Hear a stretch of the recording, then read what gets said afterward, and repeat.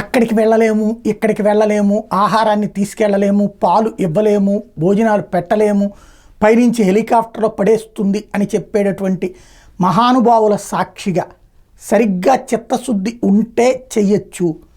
ఇప్పుడు వరద ముంపు జరుగుతున్నటువంటి ప్రాంతాల్లో సింగనగరు, ప్రకాష్ నగరు, నందమూరి నగరు, ఇందిరానాయక్ నగరు, ఇటు పక్కన రాజీవ్ నగరు, ఉడా కాలనీ, కుందావారి కండ్రిక, వీటన్నిటిలో చూస్తే లోపల ఓవర్ఫ్లో ఉంది, బుడమేరు నుంచి ఓవర్ ఫ్లో వస్తుంది కాబట్టి అటు వెళ్ళలేకపోతున్నామని చెప్పి ఫ్రంట్లో ఉన్నటువంటి ప్రాంతాల వరకే ఆహారం కానీ అది అంతుంది, లేదా వాళ్ళంతట వాళ్ళు కర్రల్ని బలవంతంగా పట్టుకుని రోడ్డు మీదకి రాగలిగినటువంటి వాళ్ళకి అందుతోంది. అంటే ఆ ముందున్నటువంటి 20-30 వేల కుటుంబాలకు సంబంధించినటువంటి వాళ్ళు నిన్నటి నుంచి సోమవారం నుంచి అందుకోగలుగుతున్నారు ఆహారమై.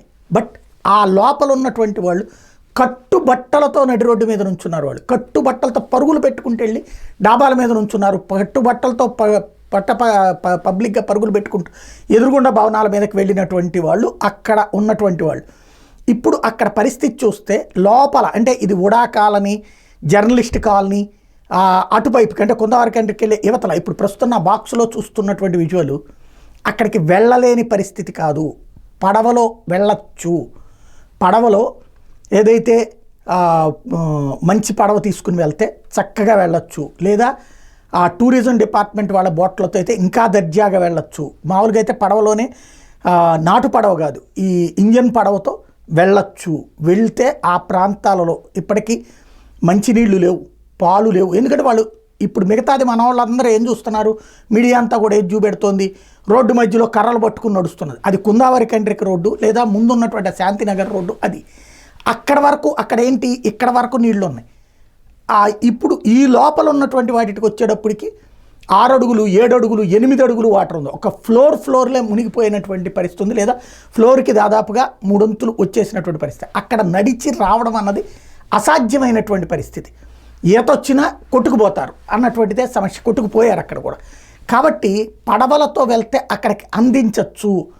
పడవలు నడిపే వాళ్ళకి సమన్వయం లేదు, పడవలు నడిపే వాళ్ళకి రెవెన్యూకి సమన్వయం లేదు, రెవెన్యూకి కార్పొరేషన్ సమన్వయం లేదు.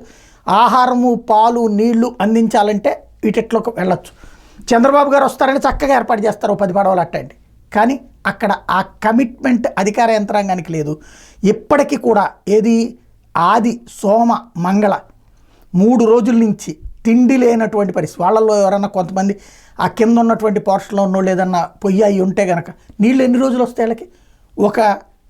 ఆ లోపల ఉన్నటువంటి దాచిపెట్టుకుని జాగ్రత్తగా చేసుకుంటే ఆ నీళ్ళతో వంట వండితే ఇదైపోతుంది. కాబట్టి ఎంతవరకు 1.5 రోజు వరకు మేనేజ్ చేసుకున్నారు కొంతమంది. ఇప్పుడు పరిస్థితి అయితే దారుణంగా ఉంది. ఇప్పటికైనా అక్కడికి ఏర్పాట్లు చేయాల్సినటువంటి అవసరం అయితే ఉంది. డబ్బులు ఇస్తే పడవలు తీసుకెళ్ళి అలా తేగలుగుతున్నారు జనాన్ని. ఇప్పుడు మనం చూస్తున్నటువంటి దృశ్యాల్లో ఆ ఏరియాకి వెళ్ళింది 2 సార్లు. అది కూడా అక్కడ ఉన్నటువంటి స్థానికులకు సంబంధించిన బంధువులు జాగ్రత్తగా తీసుకుని వెళ్తే సాధ్యమైంది. అది అట్లా తీసుకురావడానికి అంటే జాగ్రత్తగా వాళ్ళతో మాట్లాడితే సాధ్యమైంది. పైసలు ఇచ్చుకుని అలాగ తీసుకురాగలుగుతాం అనేది. అదే కనుక ప్రభుత్వం అనుకుంటే ఎందుకు చేయలేదు? అది కూడా 2 సార్లు మాత్రం బోటు అక్కడికి వెళ్ళింది.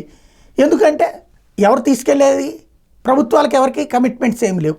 అంటే ఇక్కడ చంద్రబాబు తప్పు కాదు, అక్కడ అధికార యంత్రాంగాన్ని ప్రతి ఒక్కళ్ళకి అందాలి అన్న కమిట్మెంట్ ఉండాలి. లోపం అక్కడ ఉంది. ఒకసారి చెక్ చేసుకోవాల్సింది.